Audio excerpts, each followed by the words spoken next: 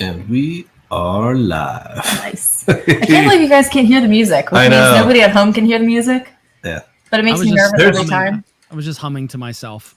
It is like this super like this dramatic battle cry, like countdown. Drums countdown. Yeah. And at the end, it's like it makes me so nervous. Yeah, I do it just because it makes her nervous. But hey, everyone, welcome. Welcome to our chat. Here we can't hear the music. Yeah. So welcome back to our live event. It's been a couple weeks. And we're joined by some old friends and new. Haven't had Brandon and Allie here neither of you been on in a while. Yeah, it's summer. Ages, yeah, and everybody's busy, and it's all good. But it gives us a chance to just cycle through a bunch of different people and bring a bunch of different voices on the channel. And it's been a good run. But we did miss you both, and I'm glad you're back. Yeah. We missed you. So some reintroductions. Yes. Take us around the table, Brandon. Kick it off. Yes, I am Brandon with All Aboard Gamer.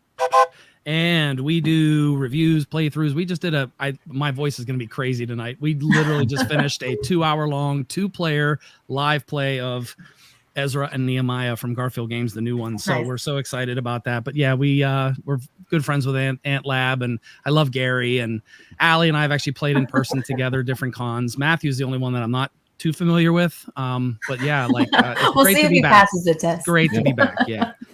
Welcome back. Jump in, Allie. Go for it. Yeah, I'm Allie, and I am from the Family Meeple. I have an Instagram page, Facebook page, and YouTube channel, so you can find me on all of those places. I cover a lot of introductory and family weight games that I play with my kids, and a lot of solo gaming as well.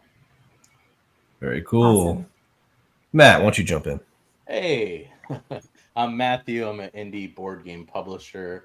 My company is called MV Born Games, like my hat says, and I have a Kickstarter launching on Tuesday with about 50 other games. So hopefully, I sure do. Yes, you do. Where is it? It's over there. It's not over there. It's on one of our shelves. We're just about to pull it up, but it's in our we'll find it prep and film area. So we've got that one going. And finally, Mr. Gary. Hey, what's up, everybody? Good to be here tonight. I'm just a board game observer. I like to launch my opinions at everything and not have a channel. That way no one can comment and say I'm wrong. So, I just Gary does it right. So lob the bombs. Yeah, we have to manage all of the hate commentary That's right. on Gary's behalf. So it's been quite a chore. So, right. Cool. We've got somebody. We do really. I thought that was going to be you though. You're that guy. Yeah, I'm the guy. We've got some cool topics we're gonna run through tonight. First, we're gonna start out, and I'll just lay down what we're gonna talk about. Yeah, let's outline it. First, we're gonna talk about CoolStuffInc, and I think what's going on there. I think that's a pretty interesting story. Mm-hmm. Then we're gonna talk about all gonna throw out 1 to 3 at most games that we're anticipating at Essen, because that's coming up. Yeah, if there's that many coming out, I'm not sure. The list looks really, we have a couple. Really small, but I'm curious to see what you guys are thinking. And we're gonna finish this off with a little chat about AI art and board games. Yeah, should be pretty exciting. Yeah. Matt's like, I gotta go. He's like, I'll hang out to the Essen part, then I'm out. I'm not getting canceled. See it. No, we'll keep it tame. I'm actually interested in the conversation. Yeah, I think there's a lot pretty of good valid points both ways. So. Yeah, there's different opinions on the whole thing, and I don't think we're not here to crush anybody or to make anybody angry. Just here to talk about it. Good conversation is always healthy. Cool. So we'll get started with cool stuff. So I want to take you back to February. Was it February? Or March, I think. Yeah. It was sometime in the spring. We had talked on this very panel before it was live. So it was back when we were actually just recording this and launching it for you guys. We had talked about kind of like the state of the industry and where things were going. And it wasn't just based on our thoughts and things like that, but we actually dug up like some quarterly reports from some of the bigger publishing companies. We looked at, this was like right around the time like Embracer had like just kind of acquired Asmodee, and they were kind of rolling for a quarter or two. So we were kind of looking at the shape that a lot of these companies were taking and where they were going. And what we had come to summarize was that the industry itself was moving very much towards these like LCGs, TCGs, not like moving away from board gaming, but a lot of the bigger companies, it seemed, were not investing as much in, board card dice games, and we're kind of putting a lot more of their eggs in like the card game business. Collectible, right? yeah, the CCG business, right? So since then, we've kind of been watching a couple of things. Like we've been watching some things kind of fall apart. We've been watching, kind of companies go every which way. Cool Stuff for a while, and I know a lot of people are like, "This isn't really news," that they've decided to kind of go the way of card games and not really do board games anymore. But we've been seeing this kind of come to a head, I guess, and now. Did you want to talk about like what happened recently? I guess because it's all a hearsay. Like they didn't put out a statement or anything. Yeah. Did anyone see an actual statement come out on this? I did not. No. Yeah, I actually just checked too. Gary, I can't hear you on mute. Buddy. Yeah. I think there was it was like an internal memo that was leaked out of store. Talk to somebody else. Yeah. So.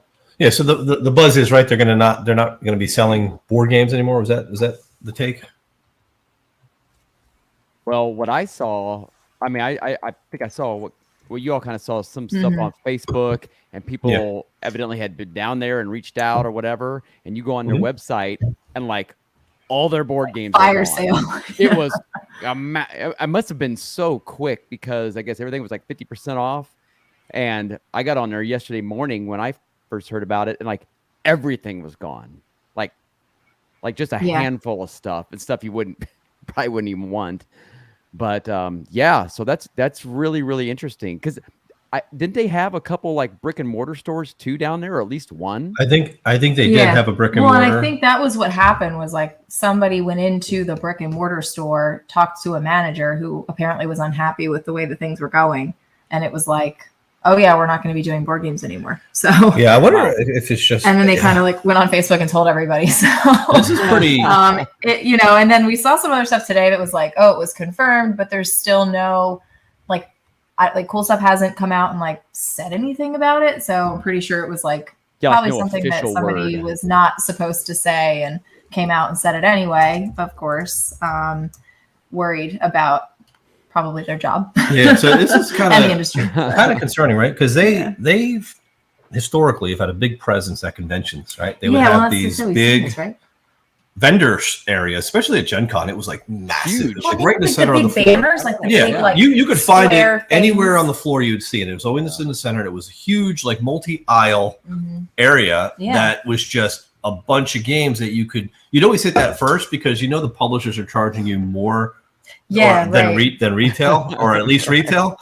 Yeah. And you could go there and get the same game for like $30, and it was like pretty, versus like $60. It was a pretty significant savings. On not a brand new game. Obviously, they weren't putting brand new stuff out there, but you could get a lot of stuff really cheap. They'd always hand you out bags. Oh yeah.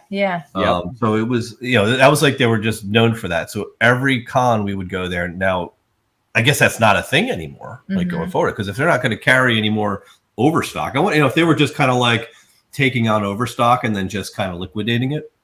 Right. That's how they're making their cut. It seemed to be the way margins had to be thin, right? It's just a matter of economy of scale, right? When you just sell enough of a product, you can really trim. It's like the Walmart thing, right? You can really trim it down to just above cost, and then all of a sudden you sell 10,000 copies of it. You don't need to make the full margin on it. Right. So it's kind of scary that such a big physical vendor in this space is now like, forget it. We're not doing board games anymore. We're going to just deal in Magic and now Lorcana. Is that where we're going? Derek, we're talking about CoolStuffInc. Yeah, because they were easily one of the biggest ones. I mean, it's usually like that. Well, for a while there was like, something I kind of checked like once or twice a week, because they would have their big sales or whatever. You get the shipping or whatever. Now, I don't know how much Amazon has bitten into some of that, but I was just at Miniature Market yesterday. I was there last weekend, and they have a brand new store that just opened up about a year ago or so. And one of the stores has a huge area for gaming. And I mean, it's a very nice store. And then they have a second store. It's probably about half the size, but still lots of games in there. You can still game in there. They got tables. There's always people in there. In fact, last week when I was in there, I didn't even know, but they were having a garage sale. What's what they called it. And I mean, the line wrapped around the whole building. I mean, they probably had shoved in 150 people in there, and just tons of just stuff. And actually, like if you're a Joan of Arc fan, they had everything, and they were selling it at like fire sale prices, like all the minis and everything. Oh wow. Yeah, so they do that stuff quite often. I like going in there because they have a fantastic dig and dent section. So I'm always in there and checking that stuff out. But You're that bargain bin guy. I am the bargain bin guy. And but when I was in there yesterday, they're like, no, we're fine. So wow. And that was Miniature Market. That's Miniature Market. That's good. We'll see if they can weather. Yeah, because I had heard like a while ago that Miniature Market wasn't doing price matching online anymore, and I know that was like not big news, but kind of like, what does that mean? And I'm sure that like Amazon has something to do with that, and the fact that you can get a lot of this stuff cheaper. Mm-hmm. And I forgot they had that because they don't really advertise that like when you're in the store. Yeah, right. So I mean, because you're already getting a huge discount just it being in there, and like their main store. I mean, they got everything in there. I mean, it's just everything. So.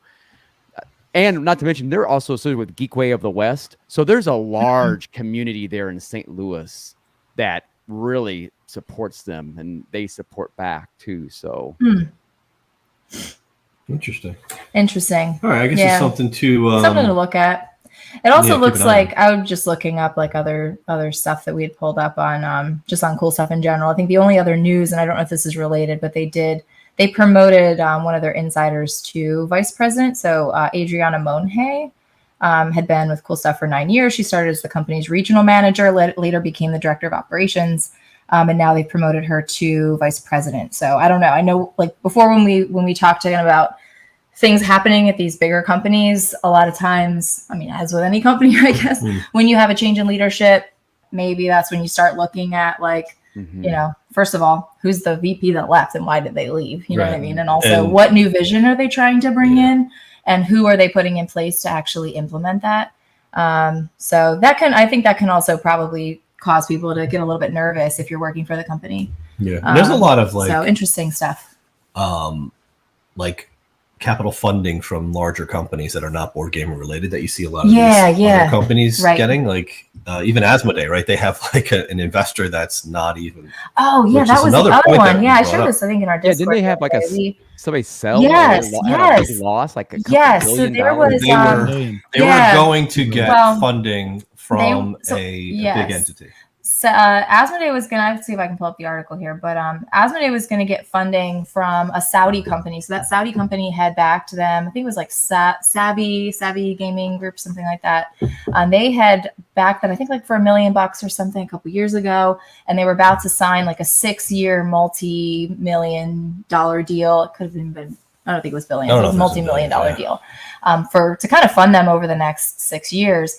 And that group backed out like the eve of the signing, and this was like a week or two ago, and so they're like scrambling. So you have to change your whole financial forecast. I mean, it's a lot. Let me get up the details just so if that funding is sort of what you're basing your future budgeting on, right?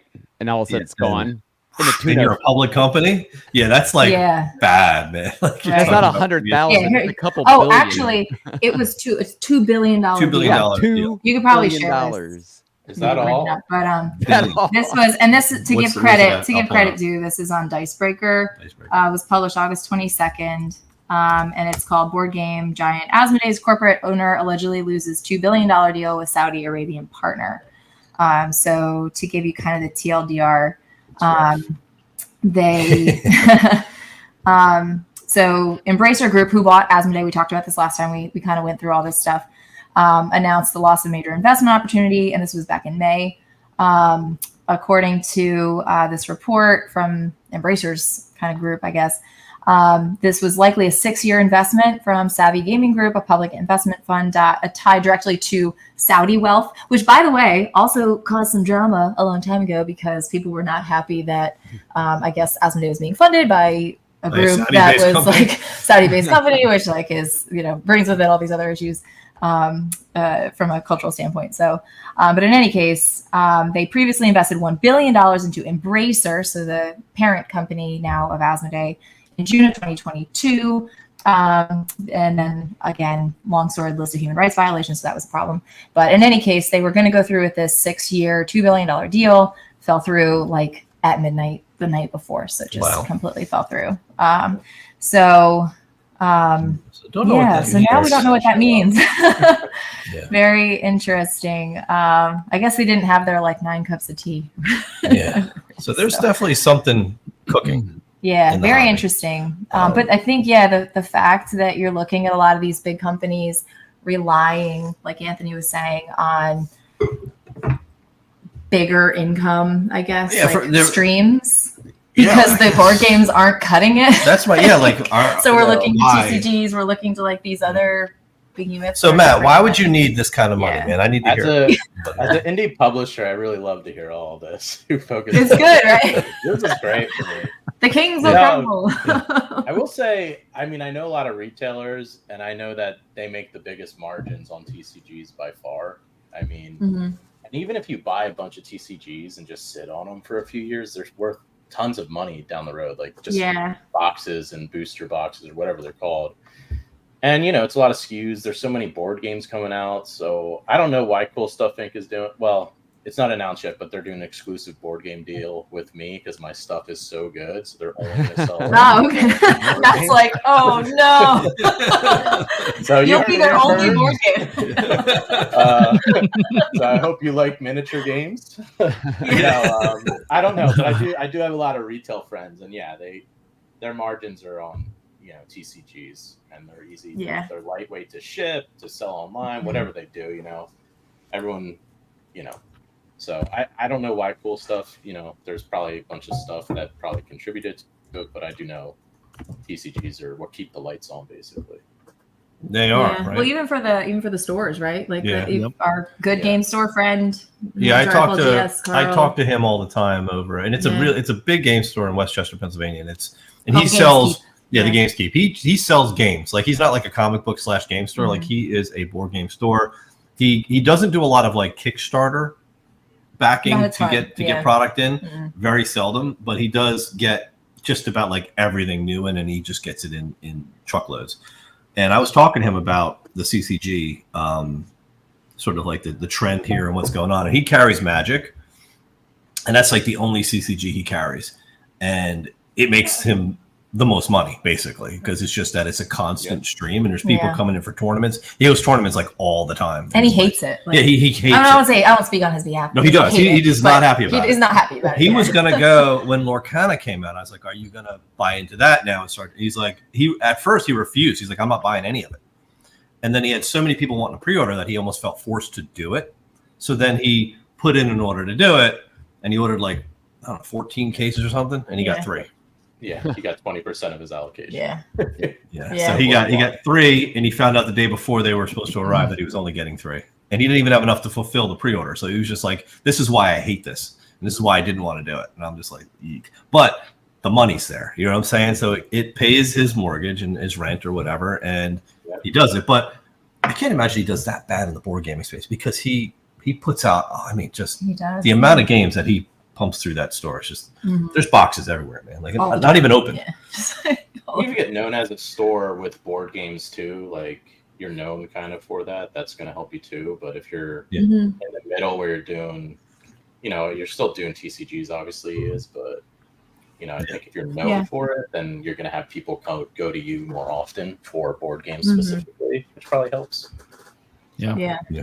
I'm interested what like the implications of something like this would be for board game stores too. Like, with online retailers kind of stop doing online stuff, does that mean maybe the local stores with the hard copy stuff might do better? I don't know.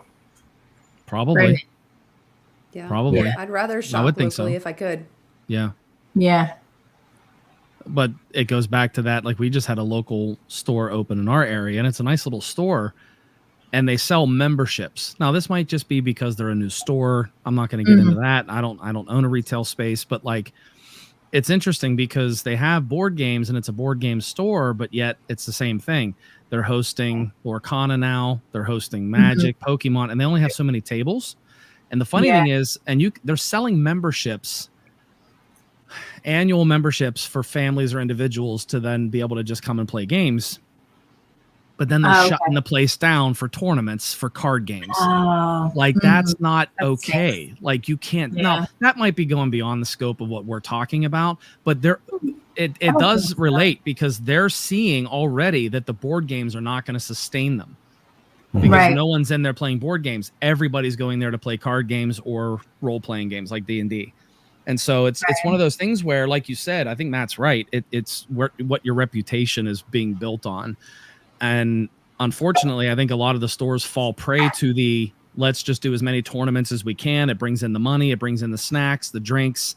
People are there all day doing tournaments. And we'll just sort of push out the people that are paying like $100 and some a year.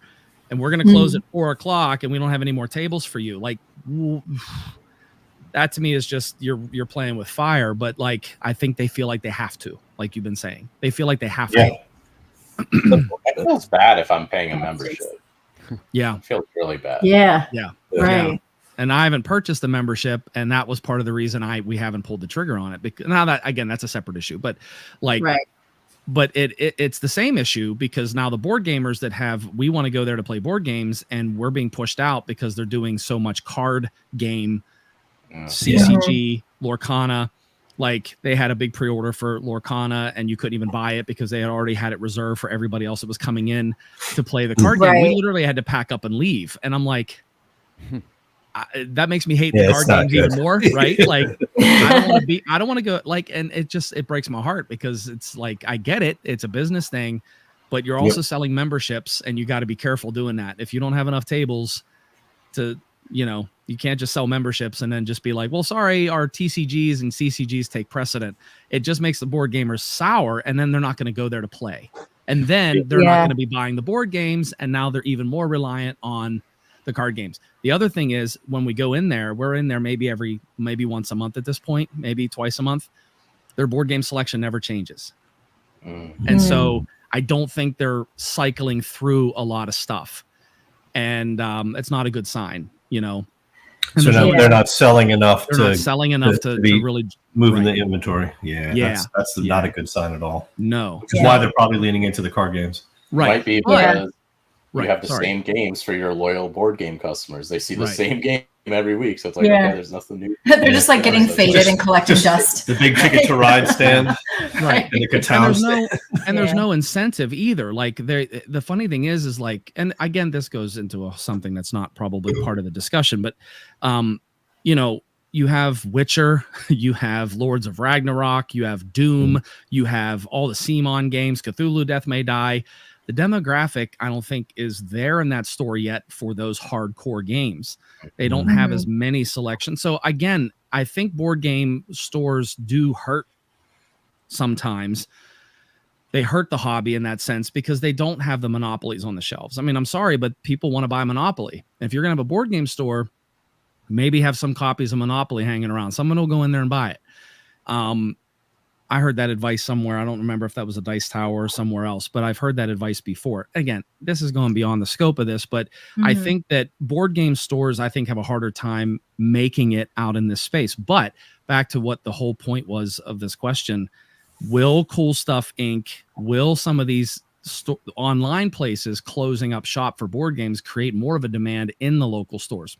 We'll just have to wait and see, but it's a possibility for sure. Right. Yeah.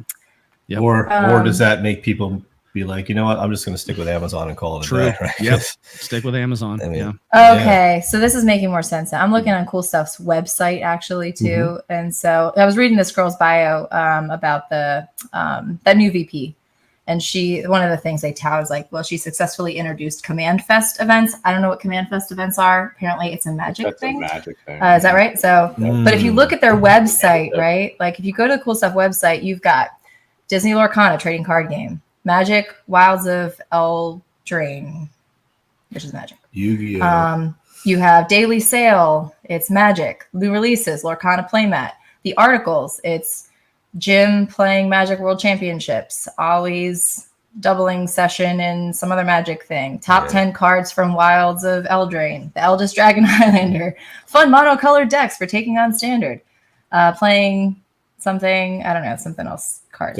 And then they have all their, events and stuff like that. It's Command Fest in Orlando. Like nothing about Essen, PAX Unplugged, like nothing board game related. And then at the top, it's like big giant board game sale, all board games 50% off. They've I mean, there's been no official release, but it's it's not looking good if you're just, I mean, if I were a board game shopper landing on Cool Stuff, I'd be like, they should probably rebrand to not Cool Stuff. Yeah. Cool Stuff for somebody. That's trading cool cards. for you. Yeah, Isn't their slogan literally Cool Stuff Inc. in stock? I think their slogan was in stock because they used to sponsor the Dice Tower. Yeah, right. And I remember the slogan was always in stock, and I'm like, it's kind of ironic. Yeah. Well, it's not in stock. I think we're seeing the end of an era for Cool Stuff, which is sad because they were kind of. Yes. And I will say, so to kind of put a bow on this conversation with one other piece of news that came out, I think since we went on the last live stream, Board Game Atlas also shut down. Yes. So I don't know if everybody's aware of that. Yeah, Board Game Atlas. That was a website that was used for checking prices, right? They would find you the best price on a game, and they are just a letter saying goodbye as of August, end of August 30th. Yeah. Yeah. I knew of Oracle. And that place. Yeah. That's a great website. So, what is Board Game Oracle? Board Game Oracle. Okay. So that's the place to check go. it out. Yeah, that's the place to go. For price matching, yeah. Mm-hmm. That's nice. And their layout's really nice. Yeah. Yeah. All right. Well, so that's the first big news topic. It's kind of a downer. Yeah. Well, let's talk about good stuff. Let's talk about talk about board games. All right, now let's actually talk about real board games. Yeah, let's jump into our I'm excited for Essen list. Is anybody on this stream going to Essen? I'm not. No, I want to. Matt, no passport. One day. I have a passport, but I'm just not ready for Essen yet. Hopefully next year. Yeah, next year. All right. So why don't we have Allie kick us off and share what she thinks is the best game coming to Essen? Oh my gosh. Well,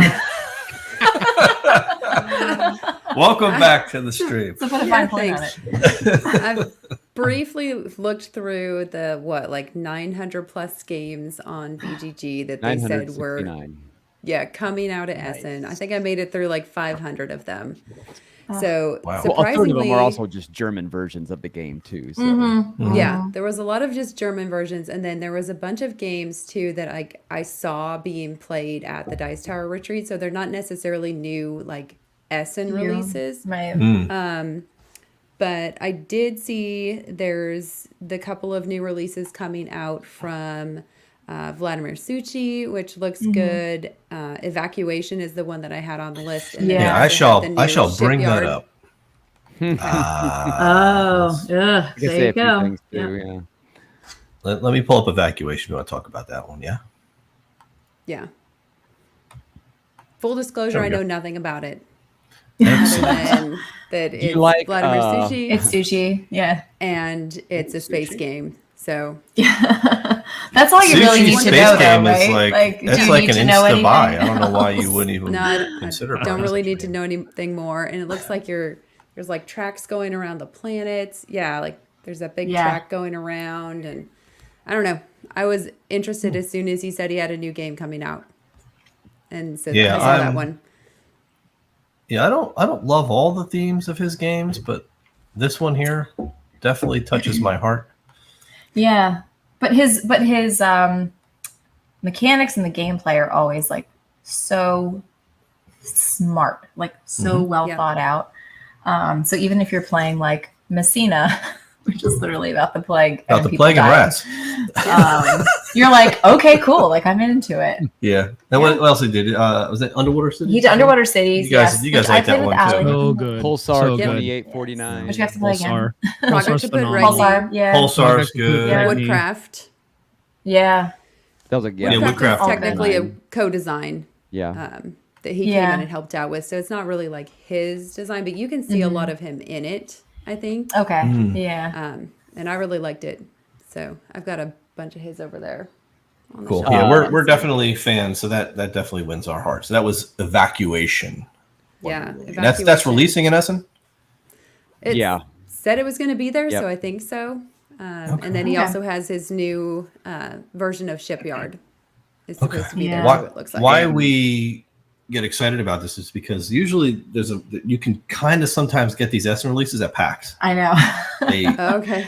Yeah. They won't have many, but they do show up. There's a vendor that comes that always brings a few, and they're really expensive. Yeah. So it's like what you would pay $60 for, you're going to pay $100 for. So you have to be willing to bite the bullet if you really want it. Yeah. But no, I'll just wait until it comes in with Rio Grande. I think we might do the same. Just because it's like, well, yeah, it's a discussion for another time. Yeah, that's definitely another topic for our next panel. It's about our collection and the culling that needs to happen. I'll say one thing. All right, I'll say one thing real quick about Evacuation, because that's one game that's really high on my list. And I did talk to David and Ryan off to the side about it because they've actually been playing it.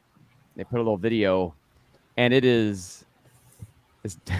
David said, he goes, it was brain melting, like brain melting heavy, like easily a 4 to 4.5. Wow. Brandon's excited. And that's good. Yeah. And that's awesome. that's without the advanced cards. Oh. That was the starter version. What was complicated about it? Like, was it the strategy, or was it getting it to the table? It is like rules, there is some like tightness to it. But basically, I remember how he said. I mean, there's planning, right? There's planning components because you got to pick up your resources. You're speaking my language to use them at another planet, but you have to really plan, because when you get to the other place, you can't pick up those resources. You're going to really need what you need before you can go back and do that again. That's awesome. But even then, you got to plan. Then okay, what am I going to do when I get to that planet? Am I going to have I mean, it's like planning within planning. So, and it's like uber crunchy. Okay. I'm curious how it compares to On Mars, because I felt that way. Like, that was the complexity in On Mars for me, was like you can do stuff here, but you can't do it here, and you have to plan for your transit and things falling off and all of that. Yeah, if you miss that bus on the way back, you're like, you're waiting for 3 rounds before you can get it back. Like, I'm doing space actions now. Yeah, it's going to be that kind of heavy, crunchy to that. Yeah. Yeah. Plus, he has he's a third one too. It's Alderaan Duel, which is just a 2-player one. Oh, okay. A couple people I've been noticing popping up have that one overseas. But it's just a 2-player, and it's a much lighter one. I think that's a co-design with somebody. But okay. Yeah, nice. It's nice, nice. All right. What about you, Matt? What are you excited for? Essen? He hasn't been thinking about anything except sirens. That's it. Nothing else matters. Magic? I was looking through the list of Essen, and I was just like, there's so many publishers I don't know of. It made me feel like really like I guess they're all international publishers. But yeah, it was a big list, obviously. And I have a guess that I think some of you are gonna say you're looking forward to Revive, Fall to the Abyss, maybe. Just because what's in the background of your the expansion. So we all have Revive in the background. That's gonna be mentioned. I got to see a demo copy of it at Gen Con, which was really cool.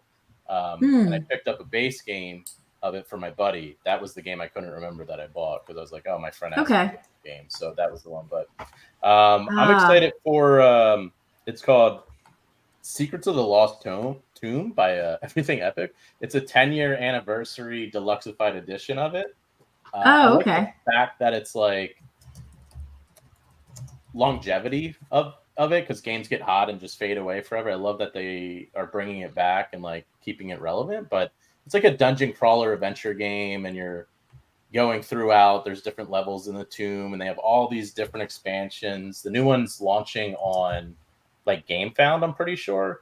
But I know they're running demos at Essen. So if I was going to Essen, I would probably go demo to see it. And the art looks a lot nicer and all that from the original, but it was like 10 years ago. So, it's like I don't know. It's cool to kind of see. I know it happens a lot, but it's like, you know, I don't know. I like that it's still becoming relevant again. What was the name of that one? Secrets of the Lost Tomb. Okay.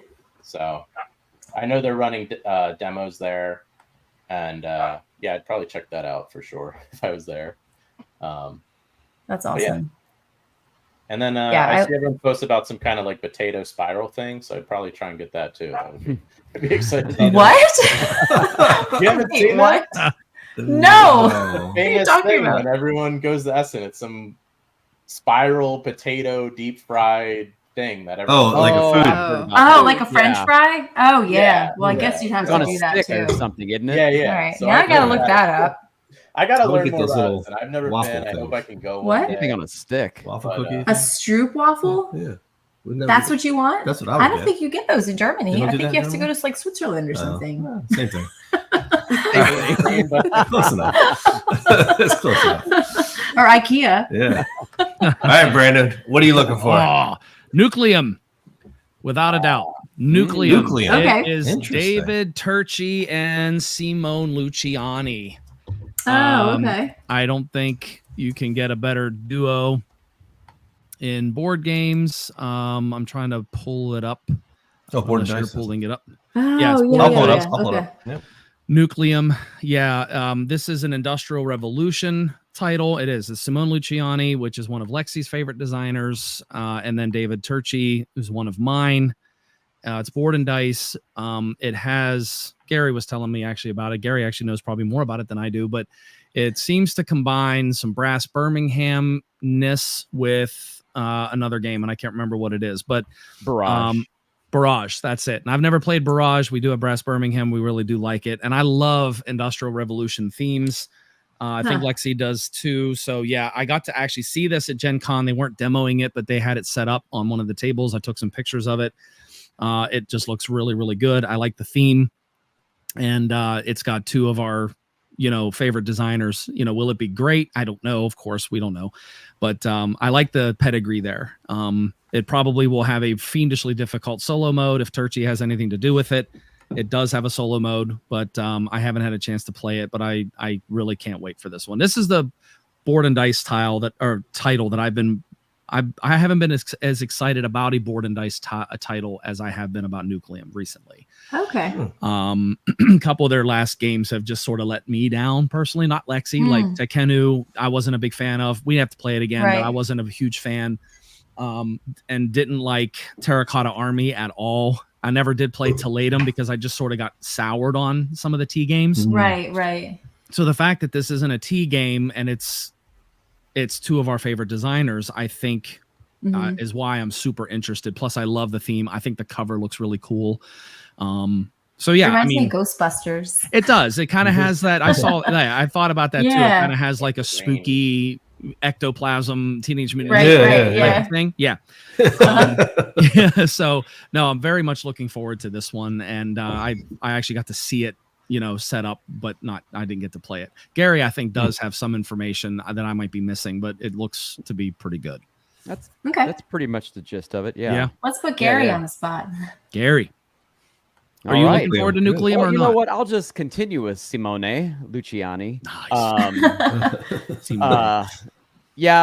Nucleum. It'd be something I would play. I'm not the biggest Barrage fan.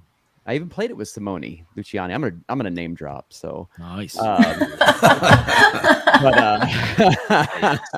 So there. No, he was great. It was just so loud. And that's probably part of the reason I couldn't stand it.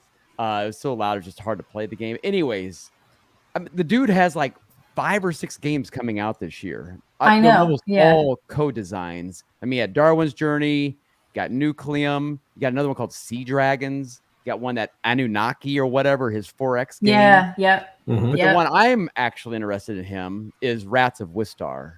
Yes. Or whatever. This game looks really, really fun. Coming out. It's got an interesting, you're like these, you play one of 4 rats that are escaped out of this institute, but you're like a super smart rat. Like Secret of Nim. Yeah, basically. Yes. Right. Exactly. all the card art, every card is unique. You're going around, you're trying to show that you're the best rat to lead the colony, and you're building inventions and you're grabbing resources and you're coming into contact with other rats and stuff. So I hear it could be a little bit of take that, but I saw where Luciani said in a board game geek post, like you can even take those cards out if you don't want the take that. It still plays, still balanced and everything. But it just looks super fun. Something very like approachable, Right. I think at its core, it looks like a Euro game, but I've been really pleased with like in the last couple of years being able to What's it called? bring like these Euro games with like more like a cartoony, more fun family theme, because it's more inviting for people instead of me going, all right, everybody, let's play Kali Mala. Yeah. And all even that one Candyland. We just did Flock Together, which is like on Kickstarter right now. Yes. And it's like a chicken version of like every baddie killer dungeon game like you've ever played. But it's like the theme is so approachable that you're like, I can play this with the kids and have it not be so like dark and you're just chickens. Dingy. You're just chickens leveling like up chickens and battling predators. Yeah. Are you pulling up? You're pulling up. This is it. This is the Rats of Wistar. Yeah. Is it up on the thing for the people? Yeah, they can see it. Yeah. Yeah. This is cool. I am looking forward to this as well. I got to be honest. Gary being so drawn to just scoundrelly rat games is just so indicative. Remember, it's a character thing. 2,999 scoundrels plus Gary. Let's not forget how he's all interested in this rat game where you have to be the best rat. I mean, come on. Have you played First Rat? That one's really good too. I heard that's First Rat. Yeah, First Rat. It should just be named Gary. I don't know why they even call it First Rat. First Gary. Just be called Gary of Gary. Worcester. Oh man. Let's go. see. Yeah. Sounds very Secret of Nimish. Interesting. Yeah. I just have a feeling that's going to be a very popular game. I think that'll be too. Yeah. Just again, like any games I think that are coming out that like look a little bit different or have a kind of a different theme, something that has it, stand out a little bit. I think it's helpful. As far as Unconscious Mind, right? Isn't that coming out at Essen? Yeah, it's on the list. Is it? It's on the list. Yeah. Supposedly, Okay. right? So- I see these lists. I never know if it's like. Still, It's like, is it really coming out, or is it like just going to be available, or has it been out for a while? Now and they also had a just gonna be prototype available? of this that I didn't I get feel like to I've been play. seeing this game for like years. I didn't get to I don't play even this. think it's being shipped yet. I don't even this think was it's out. Yeah, like not in person, but It's I've getting just been close. hearing about it. Yeah. It was at Level Up Con, hmm and Well, we and just didn't have time. did Brandon? Did you and Lexi cover this, or you played it? I feel like you did, or maybe it was a different, similar game. The Unconscious Mind. No, we interviewed Johnny Pack about Unconscious Mind. Okay, I thought Which I knew was you guys. super cool. Yeah, Oh, we that's actually Right. talked to him. But no, we the other one we haven't covered the game either. The other one is kind Right. of in the same vein as Sky Mines from Roxley. Oh, It's no, not that in the wasn't same that. same genre, but it has that same like really high production quality feel. But no, this one we actually interviewed Johnny Pack about. You just talked to him, and- okay. Yeah, we just talked to him. Sky Mines or Sky Rise? Sky Rise. Yeah, Sky Sky Rise. Yeah, Mines- Sky Mines is Mines actually the Mombasa Pictures, reprint. Mombasa. From is the- exactly. Yeah, Yeah. I we was actually like, have it. wait. We haven't played Right. it yet. Yep. Yeah, we do too. Exactly. Yeah. It looks good. I've set that game up. We just never I got know, to play it. yeah. Yeah, we need to play it too. It's Yeah. brutal. Yeah, that would. Sorry, I don't know why I mentioned Skyrise. Okay. It's not related to Unconscious Mind, but it has the similar feel, like art direction and feel. To Yeah. This is, and they're both getting um, ready to be It's delivered. that. Andrew Bosley. Yep, Andrew Bosley's and the artist, Andrew Trait, Andrew Trait. Yeah. Right. combined Andrew it, Bosley. Yeah. The Funny Dream enough, World, is that Andrew Bosley, Dream World, yeah. the Dream World is Andrew Bosley, and the real Okay. life is Okay. Trait. Yeah, Gotcha. The Flock Together chicken game we just talked about was Andrew Bosley. Andrew Bosley. Yeah. We actually have a Yep. signed copy. Flock. Those are going to be in my unconscious He's mind doing a now. lot of art. He does. I They know, are. exactly. So that's what I'm interested in. So it's obviously it's a game about Yeah, I'm like super excited for that one, psychiatry, yeah. dreams. It's a Freudian thing. It's a the whole- Freudian sort of game. Seemed pretty cool. Like the art style reminds me of that like BioShock. It does. It kind of reminds me of kind of Mysterium thing. almost, Yeah, that too. Absolutely. which Yeah. we do enjoy. It's a good party Well, game. I enjoy it. You never want to. I enjoy it. I do. We always play it whenever we do big I events. feel like I want to play. Well, we'll bring it to AAG. Come and play. Yeah, we'll play there. I love that. We can game. play the small one. We have Mysterium Yeah. Park. All right, Allie, you're on the floor. So we're all going to go one more because I think we're getting tight on time, and then we'll talk about. We'll close it with some AI art talk. Yes. Fun stuff. Okay. Yeah, the other one that I'll bring up is one that I, again, didn't know a lot about, but it looked cool. It's called Philharmonics. You're building a like that's orchestra in space, I think is the theme. But it said it played 1 to 4 players, so I took a brief look at it, and it looked really gorgeous. But I don't know much about it. I'll pull it up and let's So see you how can pull that gorgeous up. it really is. Yeah.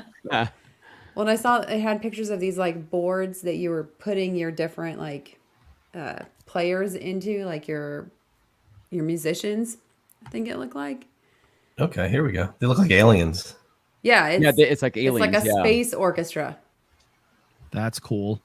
And don't you like set up Yeah, that's a awesome. whole That looks orchestra really or good. something? I think so, because it looked Wow. like you were. Yeah, there it is. So Yeah, cool. so like you have your player boards, and it looks like you're Look at that. creating Oh, look your at- musicians in. Oh yeah, you're different putting them all seats in the orchestra. Their seats. That's pretty cool. That's very neat. neat. That's Yeah. unique. Yeah. Yeah.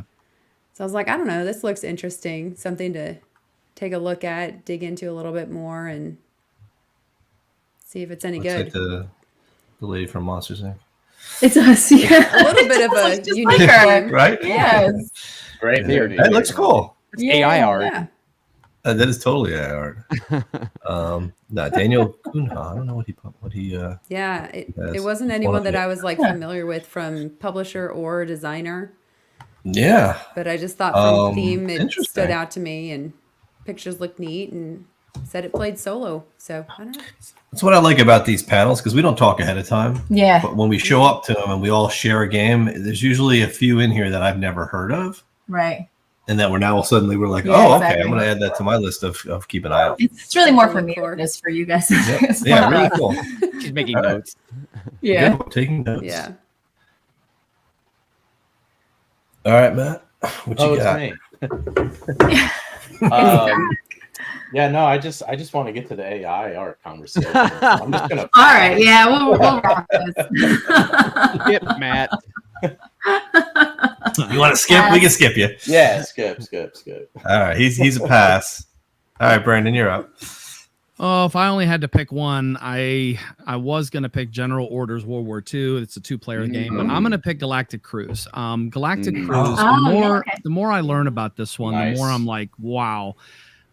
The Ian O'Toole artwork just sucks me in. Anytime I see his art, you It can does. just recognize it. And I like the theme of it. Gives me like that Total Recall type thing, where that's what the essence of that is. Like, you're gonna take this tour to Mars, and you get to pick your package and all this cool fun stuff. And like, it's not that dark, this game. It doesn't look like it, at least, but you're basically setting up to take a cruise. And I don't know anything about the game other than pictures that I've seen, but it looks I love thinky. that It's box from cover. designers that I've never heard of. It's from a publisher I've never heard of. Yeah, they're all new guys. Yeah, so that's what makes me interested in Really it. nice The fact guys, that too. it has a pretty good rating so far. There are people playing it. I think I was in their Discord. I might still be, but I'd love to get a hold of this one to play it because I think it just looks so good. This one is not out at Essen, though, right? No, it's a It's crowdfiding on in the list. February. Oh, it they is. may have it. Yeah. It was They on the may list, have though. it on. It's on the list. They may have a demo. Yeah. Oh, I'm whoops. guessing they might have. They a probably demo. demo, yeah. Yeah, because Okay, well I don't then. think that the it Kickstarter might- is not launching. I don't think until Q1 Mhm. of 24. I meant to say But General that's- Orders World War II. Yeah. Oh, From Austin No, Games. it still counts. I think I it still counts. totally forgot. I'm so sorry. I didn't mean to waste time. No, General Orders World War II is a 2-player only game from Osprey. It's like another. It's not in the Undaunted series. It's a new thing, and there's little wooden meeples, and you have planes, and it looks really good. And we're getting into.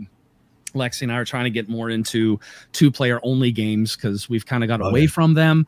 And yeah, so that was probably I didn't realize it was on the list, but I didn't know Galactic Orders was that's the a danger of those Kickstarter. lists. Yeah. Yeah. Galactic. So let's do General Orders. I think this one will definitely be available and released there, and it's got different art It's Alex Green, who I don't think did the art for Undaunted. Did he?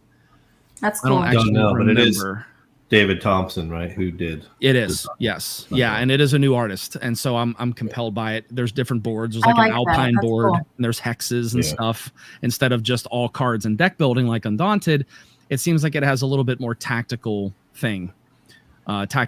element to it. So yeah, this one I'm very much interested in. Yeah, nice, yeah, definitely. It looks that's cool. I like that. I'm definitely in on that.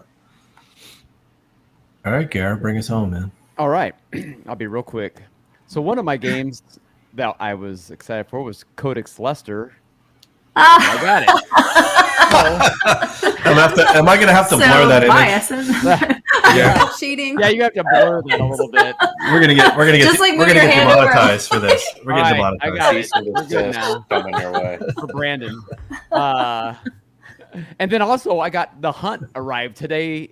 Finally got that one. Oh, awesome. That was nice. That's that sub So Gary game. doesn't need to go to Essen. He's got everything he could want. Yeah. That's a one-player game though, right? 2-player. It's a 2-player German British ship back and forth thing. That was a Kickstarter you did? That is Salt and Pepper Games. I guess see if I can order that. I'd like to that's get a copy. Matthias Kramer. I like the cover. Okay. Oh, the cover. Oh, nice. Okay. The art looks is really cool. awesome. In fact, I've already sent an email. Go, hey, could I get the file? Because I'd like to make a poster of that cover. Because you can see battleships in his binoculars wherever that's at. Oh, yeah. nice. Yeah.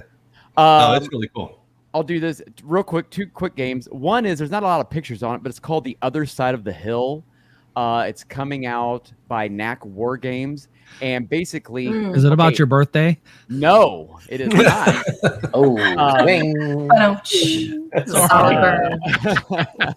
Sorry, go.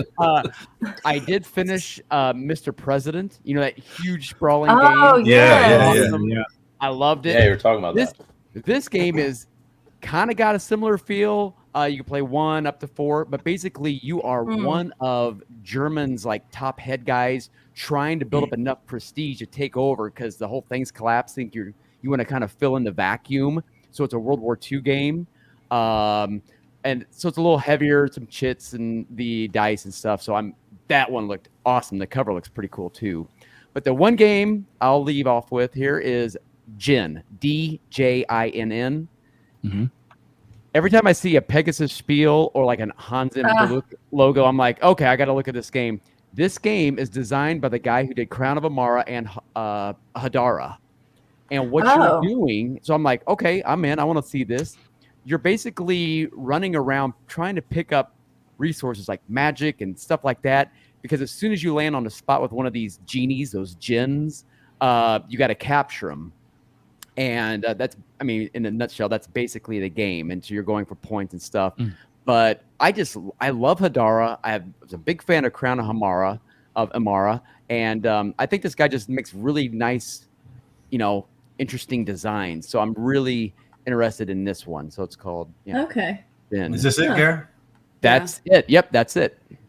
That one looked interesting for sure. And it's, it's a cool theme. It's, I'm thinking like, 5 Tribes. They had the jinns, and stuff. Yeah, they did. Right. Yeah. You don't see this a lot, so I'm like, hey, this looks cool. I'm gonna definitely want to check that out. Neat. All right. Cool. Yeah. Very Gary nice. always has these obscure titles. games we've never heard of. Looking dark and deep. That's why we keep them around.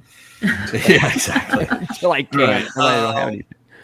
I think we're good, right? We're good. Yeah, we have a couple that are like, everybody's talking about them anyway. So, Yeah. Yeah. And I think one of the games coming out, we're gonna be putting a I think video up all of them we're soon gonna be anyway. talking White about, Castle. so. That's where we're Yeah, White excited. Castle will have a video come Which out is soon. That's the second one. It's a successor Yeah. to Red Cathedral. Mhm. Yep. Yeah. That was on my list. I was going to bring that one up too. Dice but- for Workers. Yeah, Yep. it's looks good. We haven't played it yet. We have not played it yet, Mhm. but there was a tight embargo on that one, right? Tight embargo on that one. Yeah. That one and then got played Anunnaki, a lot yeah. at the Dice Tower retreat. Oh, did it? Did People it? were constantly playing that. Yeah. Were they? Mm. I've been hearing really good things about it. We haven't played, like I said, we haven't played it yet. We liked the Red Cathedral a lot. Yeah. Like it was really good. So it's and I like like these ones in small boxes. You Red can take Cathedral out, break it out, play In it. Japan. Yeah, basically. Yeah. Mhm. Yeah, and then Anunnaki, obviously, which we kind of already talked about, but Yeah. a good 4X game. Yeah, We'll see. for sure. We'll see. It's the new thing. Yeah. Yeah, Why not? The 60-minute All 4X game. Yeah. That's actually would what be everybody's amazing. trying You to could do a make, yeah. 4x in 60 minutes. Yeah, Yeah. because normally they're 4 hours or more. I know. Got Feld making one, so Yeah, wow. Yeah. Oh, yeah. Along with everything else. right. Yikes. All right, AI let's, art. Let's close it with the Yes. most exciting topic here tonight. Let's let Matt start. Yeah. Oh no. I do let's, know. I want to know. let's tee this up. All right, So tee it up. for those of Tee it you up. watching that don't know what's going on, right? There's without having to go to Twitter and get lost in that pool of just Okay. craziness. You said it better X. than I would have. but X. okay. Yeah. X, sorry, it's called Yeah. X now. Because The X formerly known as you- Twitter. one thing I find it amazing is that there's actually still people posting on X, so they were all supposed to leave X, but they haven't yet. Anyways, They they're left it they're back. actually Threads. yeah, they all came back, but they're definitely posting about there is a Kickstarter for terraforming Mars. I guess it's a second edition. Is that what it is? It's the second edition of the original Terraforming Mars. And yeah, I know there's like the 1,000 Prelude. versions of it. There's so many, the preludes. There's all these expansions. But one thing that came up in a discussion was that they were replacing some of the art. Now, apparently, the original version used stock art, right? Stock art, meaning public domain. Public domain, free Free to art. take, You can go on I the internet, guess. pull the Yeah. images out. You don't have to give credit to anybody. You don't have to pay for them. Bang, there you go. Which is why, if you look at the pictures, they're kind of cheesy. It's like, some Oh, dude there, out it's, there, there like were the some real scientist guy. pictures in there. Yeah, Terrible. they're like, it's Yeah. I'm like a scientist in a lab, like looking at a thing. Like this is like a like Pfizer reading ad. You know what I notes. mean? Like that That part has actor- like a poodle on it or something. Like what? yeah, and None like of it so. goes together either. It's all different. No, none Right, of it's it. just It's it's all so different. different. But it was about as budget as you could produce a game. Like that was Right. it. So obviously, in the reprint or whatever they're doing, they went another free route and chose to do AI art. Right? They were asked, and the publisher kind of said, "Yeah, we're using AI art. We have no problem with it." Right? And that just set people to the moon. Like literally. Like literally to the Literally moon. to Like Mars. there was Starving artists. yeah, there was a lot of emotion. There's still a lot of emotion. There will continue to be a lot of emotion. Yeah, what's interesting is the you would think there'd be some good discussion. It is X, and there should be some intellectual discussion, hearing from both sides of this conversation, right? But Yeah. surprisingly, there's not. It's just like, oh, you like AI art? F you, go die. Like that's literally the response I'm seeing on X. Because somebody would be like in this thing and be like, I don't see a problem with this, and then the next response is, I hate you, you suck, go die. And it's like, wow, okay, so let's not even discuss this. Right? So, like that is how hot these like topics get, which I think is crazy because it's not the end of the world, right? It's quite literally somebody kind of circumventing an artist using this tool that no one really knows what's actually happening with this tool, Mm-hmm. and then using it to generate art.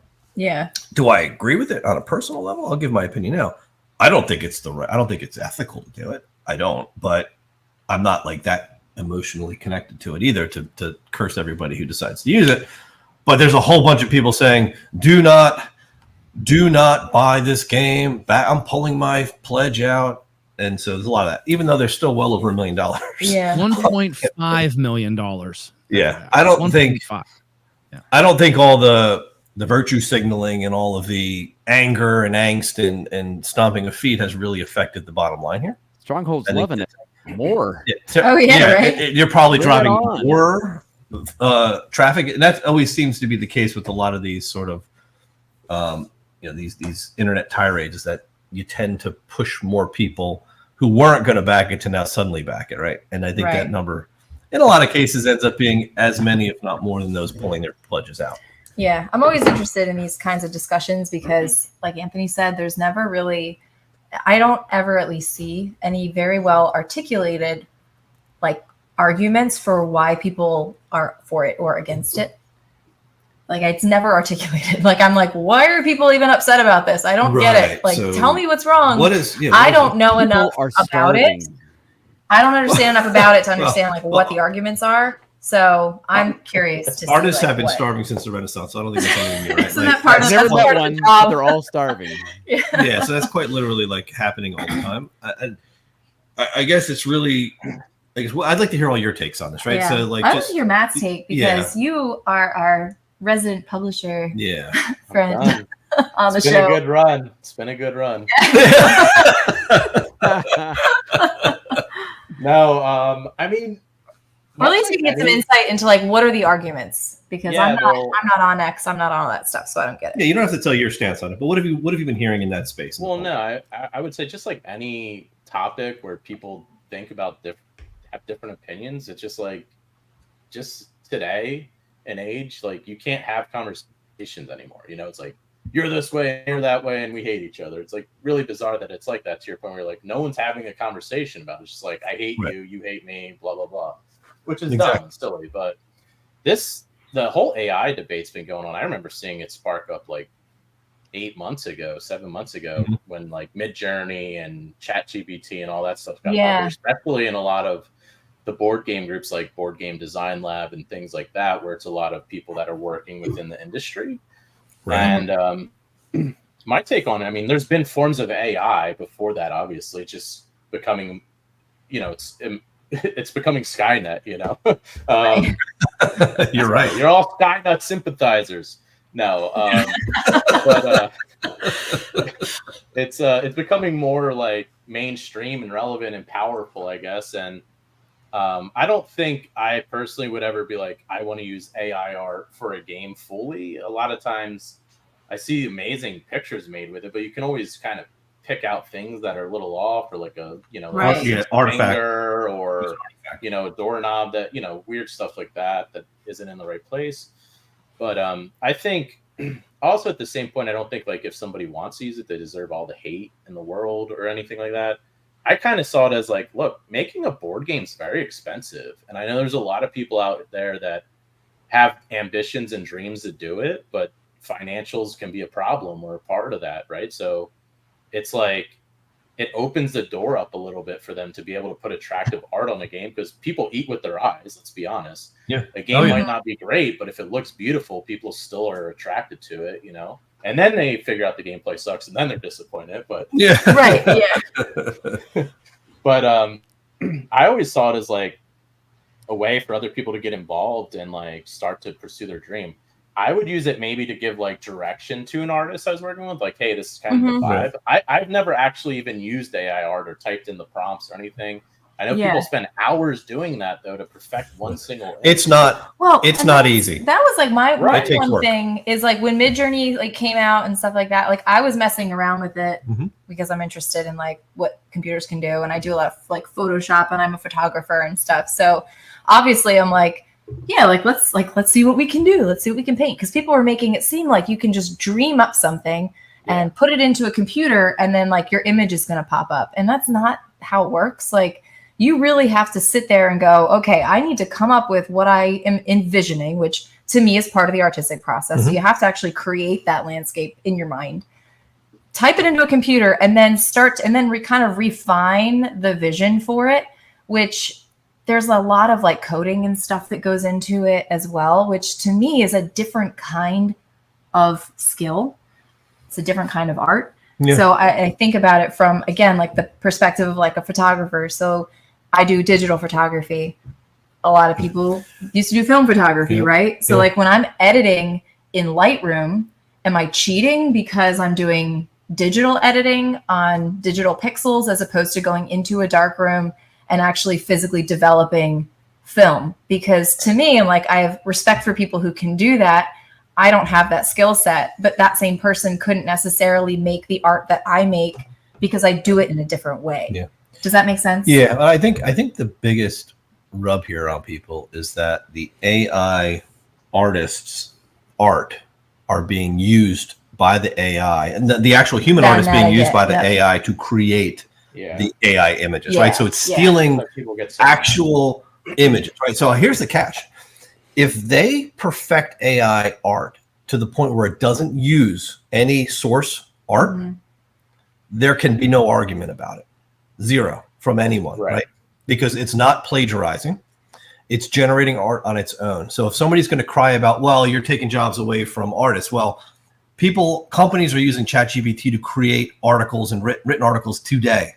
This is happening at every company at every level. So it is in fact replacing human employees today, and we're all not just artists.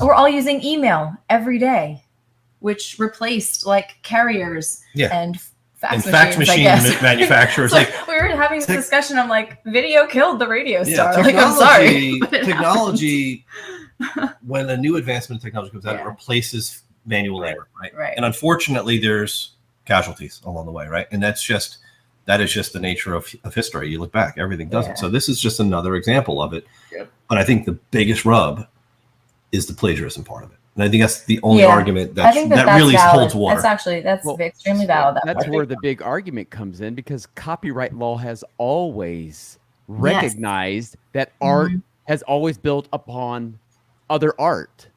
Every artist is taking some sort of an idea or a form or something from something they've already seen, experienced. So if we went down that rabbit trail, exactly. Yeah. But you know what? You said something a minute ago. I think it was Francis. There's still, as of right now, like with the AI art, there is still a human. You can't do without some human going in there and doing it. Yes, it's taking images. But you know what? What's art, right? So there, we could go down that rabbit trail. What's art? You know, there's those famous things, you know, like the, you know, I don't know, you go into an art museum and there's like a big orange picture with a blue line through it. That's like $1 million. I'm like, what? Beautiful. What is that? I could have done that, you know, or like Jackson Pollock. Okay, he was throwing paint. Great. I don't know. Some, you know, I guess it gets to the thing. It's like copyright law has just honestly not caught up with machine learning. And that's the issue. And it ain't going anywhere, like you said. It is here to stay. So everybody's gonna have to somehow deal with it. But I am sure with it, if we have that technology, if you're creating art, probably one thing is to do, don't show it until you've sold it. Because you know what? Once you've sold your art piece, that is not yours, whether or not an AI is taking it and using it for something else, right? It's now my art. Yeah. Yes, you made it, but now it's my art. And I'm allowing them, but I'm sure there are ways, the way all this digital stuff is to be able to somehow put, because I've read about this, to put in codes like within the actual art. So then when these AI machines, whatever, start picking up, no, that's mine. And that code will come up. Like, you owe me money for that, you know? So I'm sure there's ways around that. Wow. But, and you know, you said something about ethics, and you're right. There is probably an ethical thing, but you know what? Ethics is voluntary. So, you know, you're down at that's the rub. That's the rub, right? That's the rub. And so when everybody's going around and virtue signaling and pounding on, you know, that's AI art in that board game. Well, personally, sometimes the people are yelling that. I'm like, okay, I'm going to go buy that because I know that person. Well, that's Stronghold's stance is basically, we know it's AI art, so go pound salt. Did they? Did they disclose on their own that it was AI art, or did somebody ask? Like, go to Kickstarter page. Kickstarter is now making, from what I understand, creators. You have to when you create your page at the very bottom, you do use AI art, and so I'm like, yeah, we did. Right. That's what lit everybody up. Yeah. My current campaign was approved months ago, and then I got a prompt like a week or two ago asking me if I used any AI art in anything, and I had to answer it, or they weren't allowed me to do my thing. So you have to disclose. Oh wow, that. And mine was no, obviously, because I'm not. But like, again, I think using AI art for like prototypes, or like I wouldn't use it for a final product personally, but I think I think people need to adopt and use it to their advantage, kind of, you know, or like because another tool. Technology is not probably it's going to it's going to keep going. Yeah, it's going to get to a point where this is going to be acceptable, because like I said, once they can clearly state that it's not plagiarizing other art and that the machine's smart enough to do its own thing, it's over. Like, you can't not use it. Like, why would you? What's the argument that you can't use it? Like, you have to hire an artist? No, I don't. Well, because my thing was like, and I talk about like not ethical ideas, but like if you were just like, oh, I hired a digital artist, it's not AI art. Like, the digital artist made it and then sold it to me or whatever. Yeah. Like, how would anybody know? How would like, they know, are they really, be able if you don't to credit pick an out artist? Their own art from it? Like, that's the part I don't understand. And I'm not saying that makes it right. I'm just curious. We've seen examples of where artists doing board game cards art are taking it from a real photograph. Right. Yes. Mhm. Yes. Yes. Yes. I remember a certain amphibian that that quite literally, yeah. Yep, I'm done. Yeah, we won't even go down that rabbit hole. But tell me that wasn't drawn from that card, from that picture, right? Like it was. Exact copy. I guarantee you there are so many games where that is the case, Well, where an that's what artist is using you and I were reference talking art. about Dominion, right? We have friends that do Ren fairs, Dominion. and they got, I guess, I don't know, they sued or something. They sued them because they saw them like it was their picture from the Ren fair rendered as an illustration in Dominion, and they're like, "Hello, like guys, this like is that's us." me. Here's the actual photograph that was on the internet somewhere, Right? probably on Facebook. And they took that, turned it into a Renaissance, because he was already in the garb, so they just had to draw him in animation, And just like trace over top of and it. he became he was on the cover of the box, and he's like, okay, so they sued him. That's hilarious. That's why a lot of these, you get into copyright law. Some of the stuff is just hard just to win in general, and I think that's why copyright law, I'm guessing, is fairly broad, because as soon as you start cutting it down, I mean, who's like, no, I just saw your drawing of a fairy, and that was my fairy. You can't use a fairy, and we're suing everybody's fairy.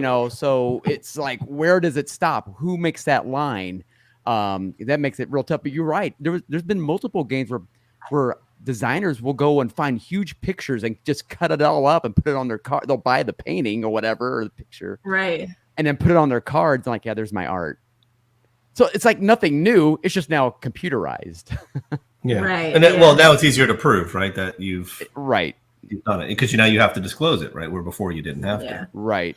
Allie and Brandon, any thoughts on this? Go ahead, Allie. I have lots. He's gonna unload. He's ready. Yeah. He's all fired up. I don't really have strong opinions on it, to be honest, because I don't have a dog in the fight. It doesn't really impact me one way or the other.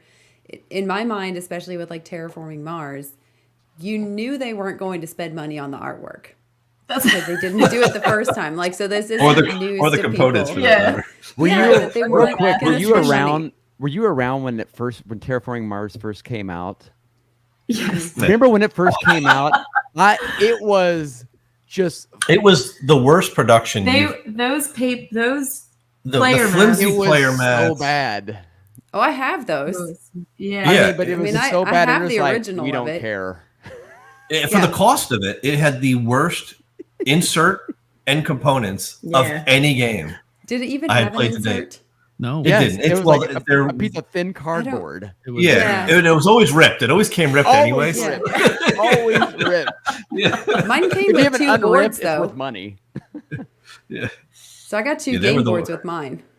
Oh wow! Nice. There you go. There you You go. lucked Yeah. out. Oh, well, even better. It's like, Yeah. is this supposed to have 2 game boards? They're exactly the same. It wasn't supposed to. So Well, you made out because somebody didn't get any. Some poor guy didn't get any game boards. somebody needed one replaced, and I just sent it to him for shipping. But I was like, There I you don't go. think I'm supposed It's to. probably have the 2. guy missing the board from his box. So, Allie, would Maybe. you not buy a game if you knew it had AI art? No, that wouldn't be. No, a is it reason you why wouldn't I buy it or you would wouldn't. buy it? I would buy it if I was interested in the game and it looked good. I would buy it if it had AI art. Well, now I have to block you.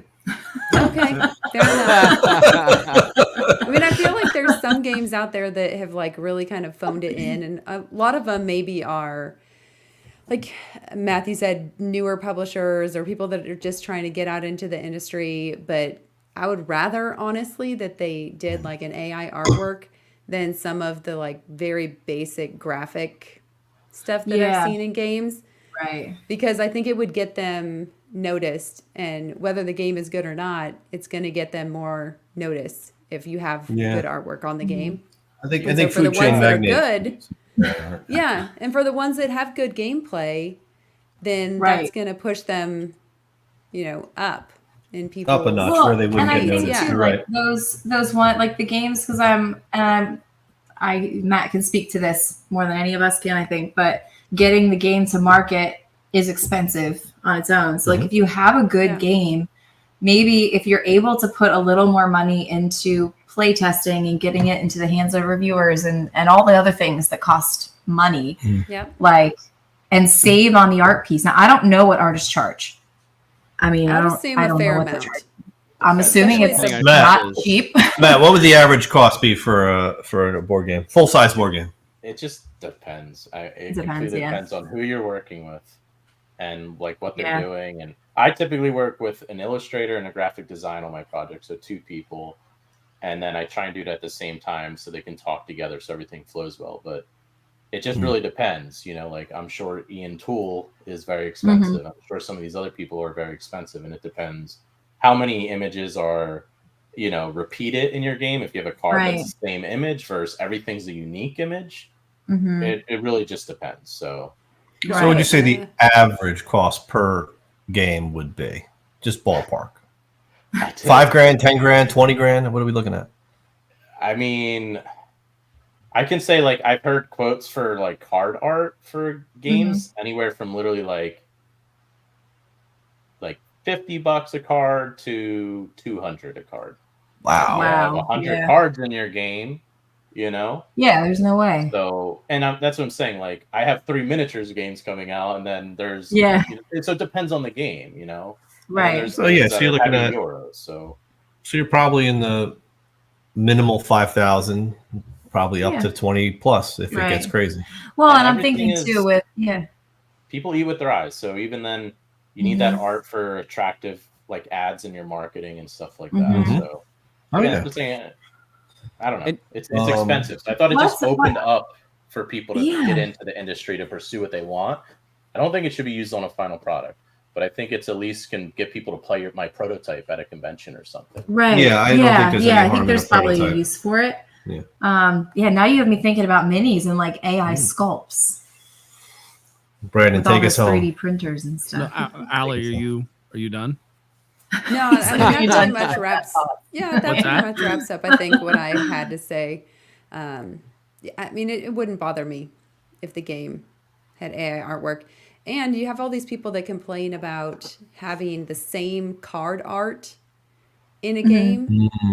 So then it's like, okay, do you expect the publisher to pay to have custom artwork on each of the different cards that are maybe in the same faction or in the same type? Or do they go with AI and give it like the source material and then say, here, make variations on this theme? So I don't know. And then don't complain about the game being expensive either. Yeah. Right. And then don't complain about it being expensive. Like if you're going to reuse the card art. So I don't know. Yeah. I think it's a balance, but it wouldn't deter me. People. Yeah. Yep. Yeah. All right. I don't know if I'm Brandon, you're up. excited to hear I this. know. I don't know what Well, it's been so quiet. He's just been getting his notes ready. That's like, well, the funny thing go. is, here's the thing though. I just announced that we're doing AI as a topic this Thursday for the live stream, but I'm going to drop some stuff here for you. All right. I've actually I've interviewed several artists on our channel, and I'm not going to say who it is, but I have reached out to one of those artists that I know is very passionate about this. And here's the thing. All this talk about plagiarism and copyright is fine. Like, I get it. Copyright law is difficult.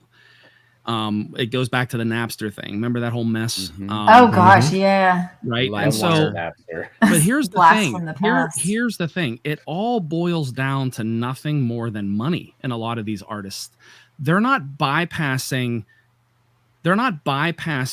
the artist because of copyright necessarily. They're bypassing the artist to hire them for the job. The art isn't created yet. If you're coming up with a game, the art doesn't exist. So what copyright are you violating? So we're talking about copyright. That's only for things that already exist. No one is doing that. So when I'm talking to these artists, I'm like, because you're making custom artwork for these board games. Yes. They're not taking things from my catalog that I've already made and copyright in their games. They're getting custom artwork, custom graphic design. So there's no copyright. There's not even a copyright in that yet. So we're talking about copyright. It's not even a player in this. they're just being cheap, in my opinion. I think the publishers are just being cheap. They see a way to save money. Did you look at the Terraforming Mars pledge levels? They're using AI art to save money. Where is the savings passed on to the gamer? Zero. You will find zero money. So who's it saving money? For the gamer? Is it reducing costs for the gamer? Is it reducing costs for the consumer? No. It's putting more money in the publisher's pocket. Now, is that necessarily a bad thing? No. I like capitalism too. I'm cool. I think that if you can make money, that's fine. But you mentioned the ethical part of this. If you're just circumventing it just so you don't have to pay an artist, and then you're pocketing the dividends, I don't think that's very ethical. You have the right to do it. You have the freedom to do it, at least in this country. I don't know how law works like in other parts of the world where all these other artists are playing. And that's going to be another complicated thing. Mm-hmm. Because I know that, like The Flood, for example, Elijah at Bedouin Games worked with 7 different artists in different nations. Well, now you're going to get very complicated results from all of this, right? Okay, we have U.S. copyright law, but there's other copyright law in other countries that deal with things very differently. So that's a whole thing. But my whole thing is, I think they're just bypassing it just to save money. They're saving a buck. Okay, you might have valid reasons to do that. I don't. Again, I'm like Allie. I heard what she said. I was going to use the same words. I don't have a dog in the fight. I'm not an artist. I don't know an artist. I'm not married to an artist that's trying to make money, so maybe that's why I don't have a dog in the fight. But I look at it as it's not even about the copyright. It's about the fact that they're circumventing the process to save money. That's it. That's the baseline reason. And they're not passing it on to the gamer. That comes off a little slimy. This happens in the video game industry, folks, and it is slimy. People hate EA and hate Ubisoft for doing stuff like this. The second thing I wanted to mention is that no one has mentioned. If an artist can be replaced by ChatGPT, when will the designer be replaced? You can design a board game right now on ChatGPT. I have proof. So when does Matthew lose his job? Because now AI is designing games. AI He's the publisher. I'm just circumventing more cost. But that's the whole thing. Like these artists are pointing out to me that you're not the artist is just one piece of the puzzle. And you're right. I don't think people that support AI art should be scorned and all this nasty stuff that you hear on. I get like that's not okay. People have different opinions. You're valid. Like it's a valid opinion. You're allowed to say that AI art is fine. I think I feel like Matthew. It maybe not in the final product, but if you want to use technology, like look at TTS. Like how many designers use TTS now to promote their board games and play testing, and it's not even a physical product yet. We don't complain about that. Well, it's a tool. Then maybe there's a compromise there. I'm not even sure what the solution would be, but my whole thing is, well, when are board game designers going to get replaced? When are they going to lose their jobs? Because you can just plug in a board game. A publisher can just go into ChatGPT. Yes, there's coding. Yes, there's a skill set, but it doesn't require you to be a game designer. It requires you to be a good coder. Okay. Yeah. Yep. So I agree. Different skill sets, and that's cool. And that's kind of neat, like in that sense. But like, now you can design a board game. I have to sign papers when I'm in seminary now that I'm not using AI to write my papers. They could literally write my papers and it wouldn't plagiarize. They wouldn't be able to catch it through plagiarism engines. They'd be able to catch it through the code of the paper. Like I have to sign things that I can't use AI to write my papers. That's how smart this thing is getting. Sure. It happens all the time. I'm telling you. Right. Yeah. The third thing that I wanted to mention, these are just surface level. There's more to these things. But AI is not sentient at this point. I know we make jokes about Skynet. Not yet. So here's the thing, because Anthony, you mentioned this a couple times. If it were sentient and creating its own original artwork as a human, like at that point, it would have to have thinking like a human, which it's not there yet. Nope. AI, as its definition, is a learning engine, meaning what it creates is only based on what has come before in a database. In other words, the output that AI gives you is only as good as the input that is put into it. And so the artwork that it's generating is only as good as the input. Artists stop putting input in and they rebel. I don't know if this will ever happen, but it is possible. It's plausible. Well, now what are you getting out if there's nothing going in? So AI can be a double-edged sword, I think, in that. And I'm not an AI expert. I'm not trying to pretend like I'm an expert, but I'm listening to what these artists are saying. Some of them are very passionate. Some of them are like on the fence about the whole thing. There's a thing like, I was just putting this in the chat, Cyberpunk 2077, the video game. I never played it, but Keanu Reeves is in that game as a digital avatar. He's in the story. He's in there. Someone modded the game so you could get freaky with Keanu Reeves' avatar in the game, and they got busted for it because it's him. It's his likeness, even though it's digital. So, like, yeah, it gets weird with copyright law, but it also gets weird with, like, you're using my likeness to do things like that, and I didn't consent. This gets into a weird, bizarre area where it's not about copyright. You can't copyright someone's appearance, right? But you can't use their likeness to get freaky in a video game. So like, this gets into a weird thing where is it art or is it infringement on something else? Like, isn't that weird to think about that? Like, it's weird. Yeah. So I don't know. Like, I don't have a dog in the fight. I'm listening to these people, what they're talking to me about. I get the idea of saving money. Stronghold, though, like you said, it's not like they put a huge effort into the first Terraforming Mars when it came to it, but that's what it comes off like. It comes off like they're making $1.5 million more. There's 4 days to go. You know it's going to break 2 million probably. The Streisand effect is already in tow right now because now people are backing it probably just because of the conflict and the attention being drawn. I don't really care either way. But all I know is that I don't think any savings are being passed on to the consumer to save this money with using AI art and just bypassing. Look, some of these artists, this is what they do. This is how they put food on the table. I'm not trying to appeal to emotion, okay? But it's not just, well, this is copyright law, and then it's muddy, and then there's this infringement. You can't really prove it. Let's bypass that. Let's take that out of the picture. This isn't about copyright. This is about someone hiring an artist to create original art for their game and bypassing that, paying that person in order to generate AI art for free. Do I think it has its place? Yeah. So anyway, I don't mean to go on, but like I no. It's all good points. And I think that, like, to that point, I guess my question would be like, at what because I'm guessing people are upset about that because it's Stronghold, right? So you make this assumption like they have the money, which is a bold assumption to make. We don't know.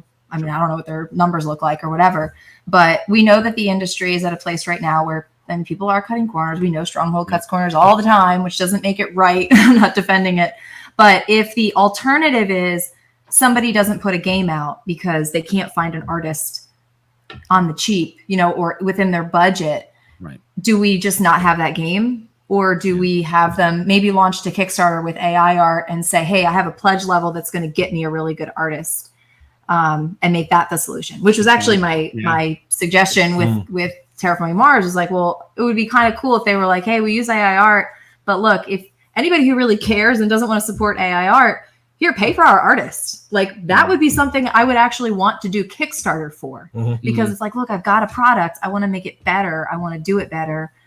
Help me do it better and help me raise the funds to do it better. Right. So I think that would actually be a better use of the crowdfunding platform versus this. Now, but does this, you know what I mean? Does this change anything? Stronghold isn't independent anymore. Stronghold is actually under the umbrella of indie boards and cards.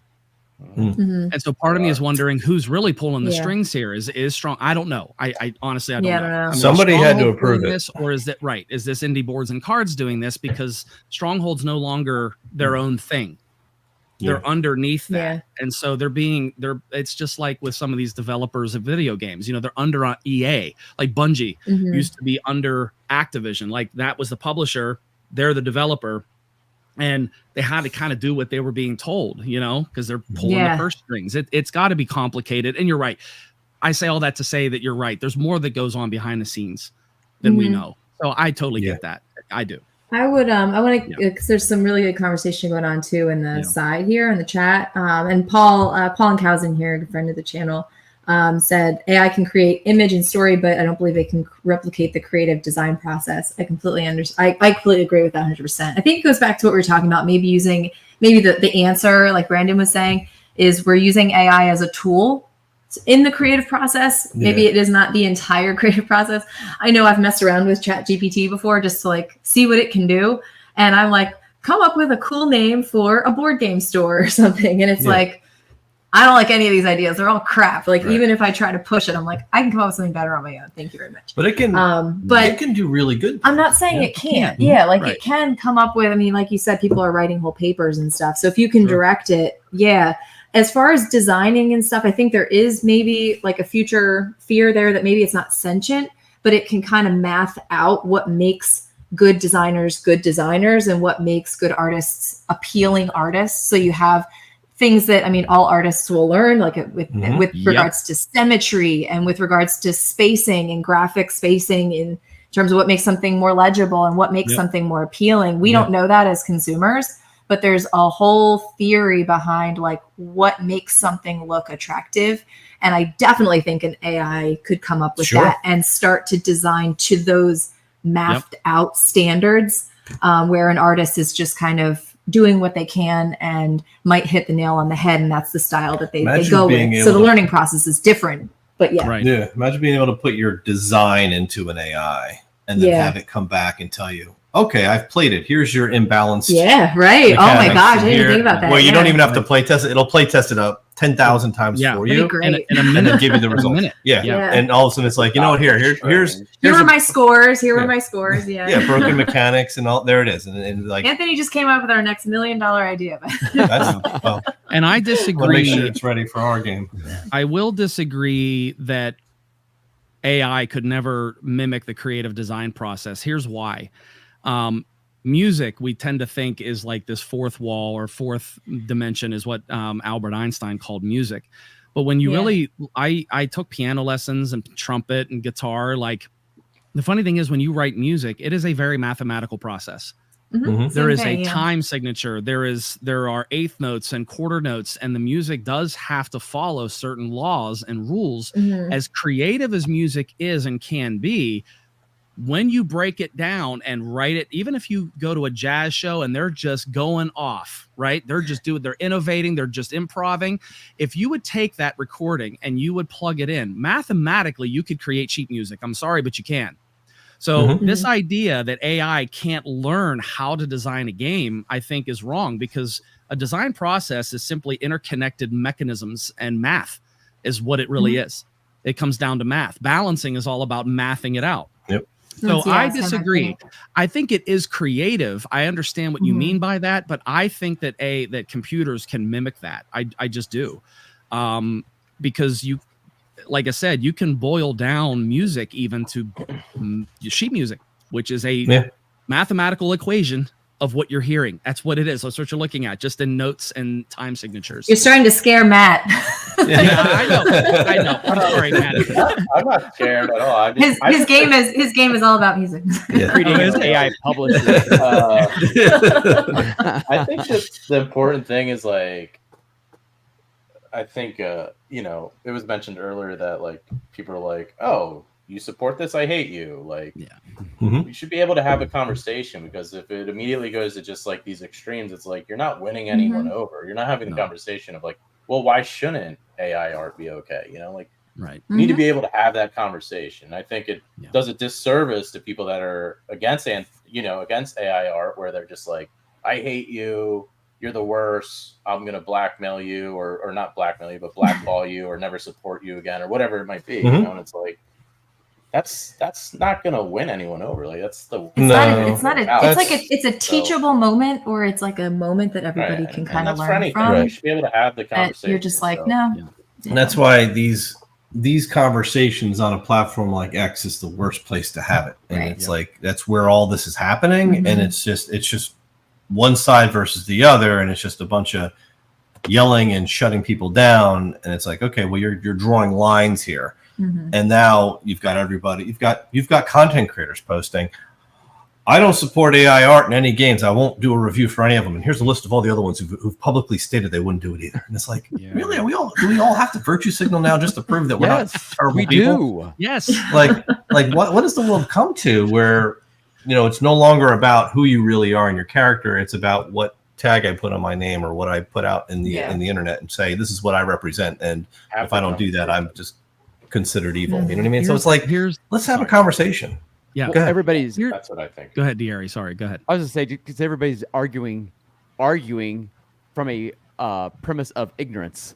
Well, he said it's bad, so it's bad. And he says it's good, and we're going to fight this out on X or Facebook or, or whatever it is. But like what Brandon said at the beginning, it comes down to money.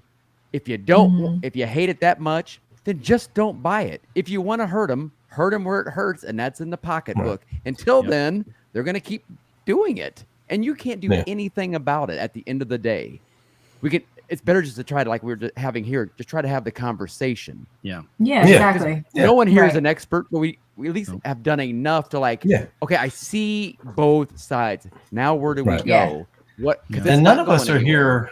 None of us are here trying to sway anybody to either side. This is just it's a neutral conversation, just trying to educate, right, and help each other understand, and helping those watching understand what's going on, what the topic is, and what it means to the hobby. And I think like a lot of these topics that come up, they are relevant, and it is important to talk about because it does kind of direct where the hobby's going and where we're all, I guess, going eventually, or what kind of world we're going to be living in. So, but immediately shutting people down for having the conversation or disagreeing, it doesn't win anybody. Like you said, it just doesn't. It doesn't persuade anyone. Like, I'd love to see somebody give me a good argument. Okay, either way, educate me, right?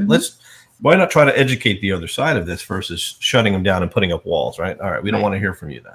And that's always the gut reaction, and I think that's why there's so much separation between so many groups within the hobbies that nobody's willing to talk anymore. Yeah, but you virtue signaled, and that's what's important. That's what's important. As long as you have a flag saying my virtue and waved my flag and planted it here next.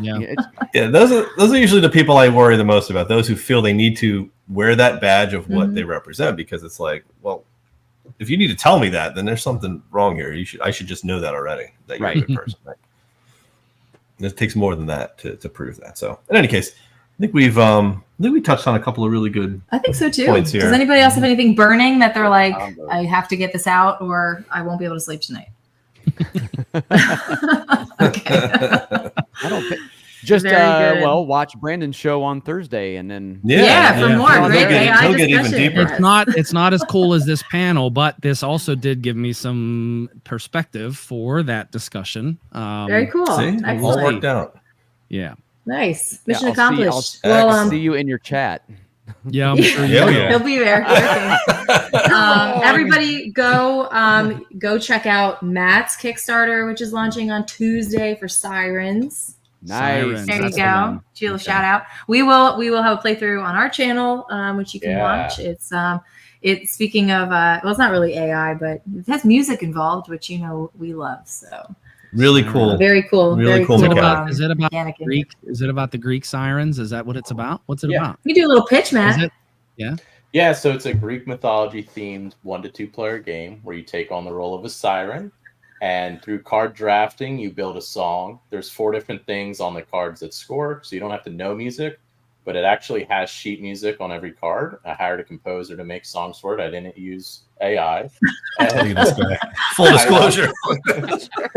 And I also hired a app development team, so you can take a picture of the cards of the song you build at the end, and it plays back the song you made in real time. So nice. That's amazing, right? Really when I show people it, they love it. So I'm hoping it does well. Come Tuesday, we'll see what happens.